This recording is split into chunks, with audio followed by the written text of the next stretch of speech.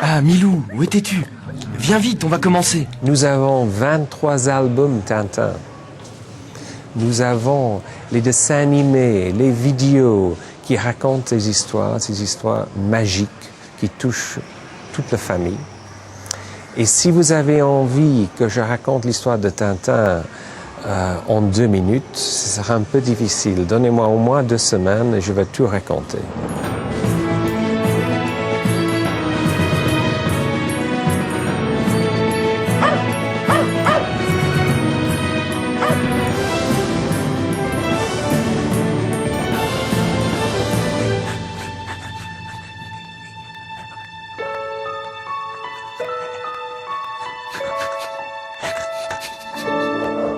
Hergé était toujours très ouvert pour tout qui était un dérivé de son œuvre. Il a donné son accord à beaucoup de projets. Je suis presque sûr qu'il aurait dit bon, on va faire un jeu vidéo, pourquoi pas.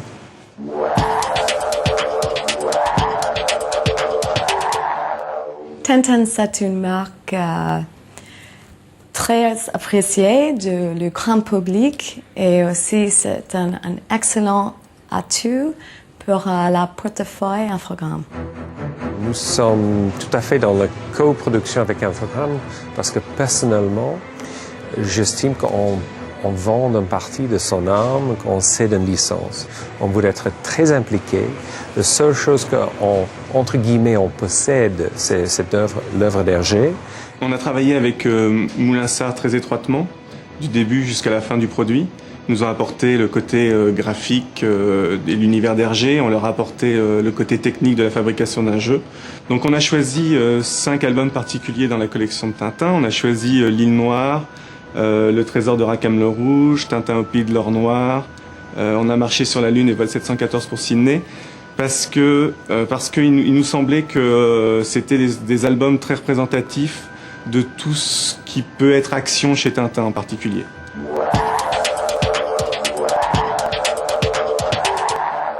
Tout ce qui est créé graphiquement dans ce jeu doit avoir une référence directe à un album. On retrouve une grande partie des décors, on retrouve une grande partie des situations, on retrouve une grande partie des accessoires également. La principale difficulté pour adapter Tintin en jeu vidéo, c'est évidemment de passer de la 2D à la 3D. Donc, Tintin au départ est un personnage plat, avec un contour noir, ce qu'on appelle la ligne claire. Le contour noir est impossible aujourd'hui à générer en 3D sur la PlayStation, donc on est obligé d'utiliser les ombres pour créer le volume du personnage.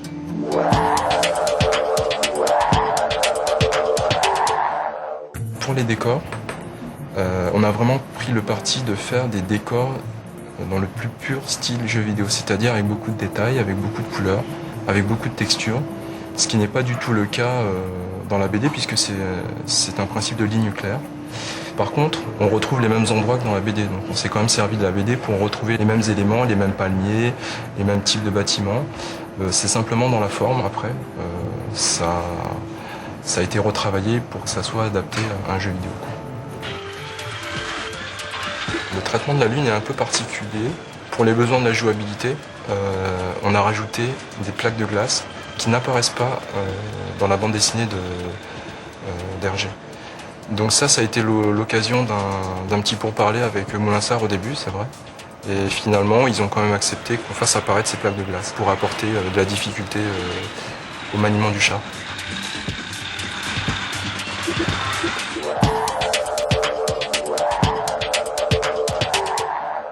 Pour ma part, je suis parti d'un cube en fait. À partir d'un cube que je subdivise, j'étire les bras, les jambes, la tête. Au tout début, ça ressemble à rien, ce sont des points reliés avec des traits.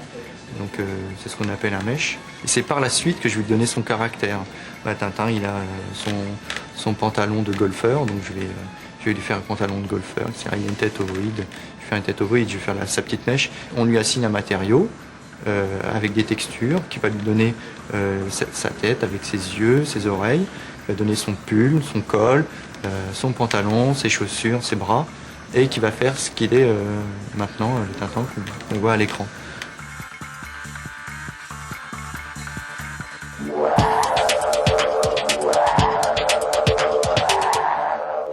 phase, ça va être de prendre cette modélisation, d'y intégrer un squelette, et le squelette va venir déformer les membres de son corps pour pouvoir lui donner une animation, et c'est celle qu'on voit dans le jeu en fait.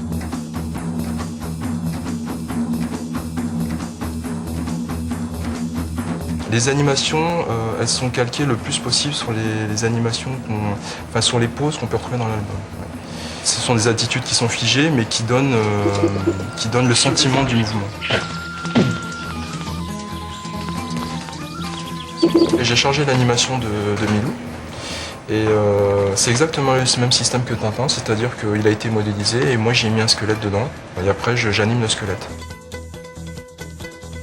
Les véhicules en fait sont considérés au niveau de la fabrication exactement comme les animaux et les personnages du jeu. C'est-à-dire qu'il y a un bout de squelette qui va animer, qui va faire tourner les roues, un autre bout de squelette qui va faire bouger l'habitacle général.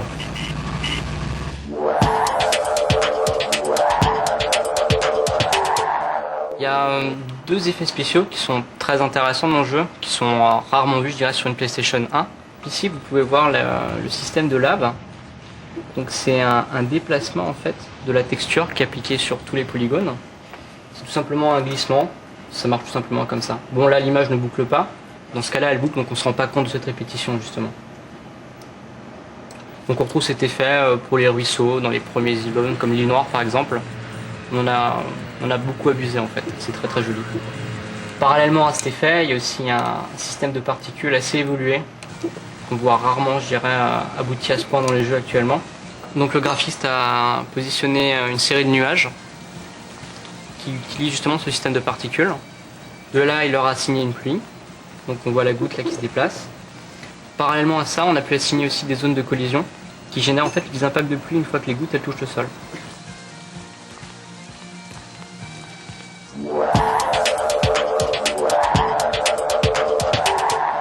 Hergé avait développé toute une grammaire graphique pour exprimer le son. Et donc on a demandé à Pierre Estève de voir s'il n'y avait pas moyen de réexprimer des sons de manière aussi minimaliste que dans la bande dessinée et de retrouver des instruments qui sont purs et dépouillés. J'ai proposé qu'on ait une sémantique propre, c'est-à-dire qu'on parte sur des instruments du monde entier, mais qui n'illustrent pas chacun un pays. C'est ainsi que pour Milou, j'ai utilisé un charango, qui est un instrument sud-américain. Je l'ai utilisé non pas parce qu'il venait d'Amérique du Sud, mais parce que c'est un instrument petit, avec un son sympathique, chaleureux, un peu comme Emilou pendant tout le jeu. Il y a des caractères d'instruments, des instruments graves qui vont être plutôt guerriers, et qui sont liés à l'action ou au danger. Au contraire, des instruments plutôt sympathiques ou peut-être mystérieux, tels que ceux que j'ai utilisés dans l'Or Noir. Ils éclairent une piste avec des projecteurs pour qu'un avion vienne... On a d'abord bien sûr cherché à designer le son de la voix de Tintin. Pour ça, on a fait plusieurs castings avec divers acteurs. Et finalement, on a retenu un acteur assez jeune, qui a fait toutes les voix parlées. La licorne! Hurrah, nous l'avons trouvé! Dans la cinématique d'intro, on a la Castafiore qui chante l'air des bijoux dans Fosse de Gounod. Il a fallu que je recrée entièrement l'orchestre. Ensuite, j'ai chanté la Castafiore. Ça donne ça. Tout l'orchestre. Crescendo de timbales. Et la diva.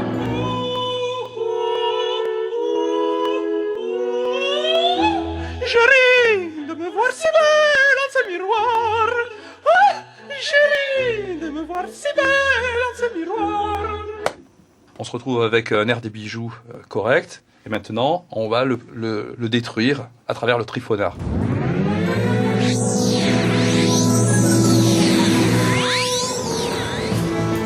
La partie storyboard donc, a consisté à faire rentrer Milou dans le château de Moulinsart et aussi le spectateur en découvrant pour la première fois le château de Moulinsart et d'arriver sur la séquence du Triphonard où là on découvre l'appareil technologique que Trifon essaye de mettre au point.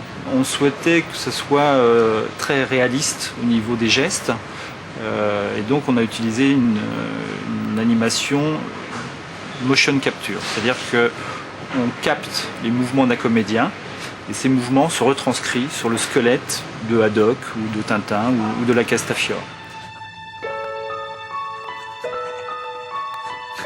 Pour Milou, on n'a pas fait appel à cette technique, on l'a animé simplement au keyframe, parce que là ça devenait trop compliqué, il fallait dresser un chien, lui demander de faire ce qu'on voulait. Non, mes amis, le Supercolor Trifonard, ma dernière invention.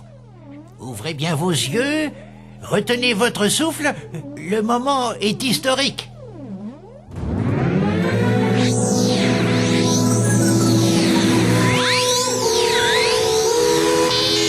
Évidemment, l'image n'est peut-être pas tout à fait très nette, mais je vais la régler.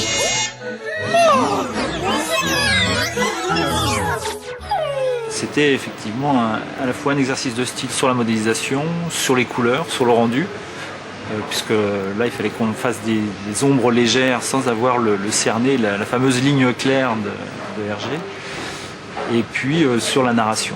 Voilà. Donc ça c'était vraiment un bel exercice et on n'a pas trahi, je pense, l'esprit graphique de Tintin et de Hergé.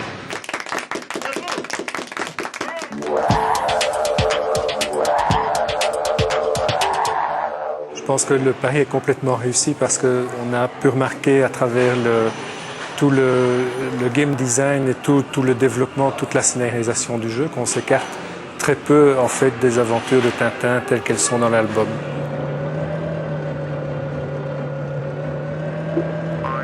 Tintin Objective Aventure a 3 points forts. C'est la première fois où l'on voit Tintin en 3D. C'est la première fois avec 5 albums dans le jeu. Et finalement, est la première coproduction avec Moulinsart.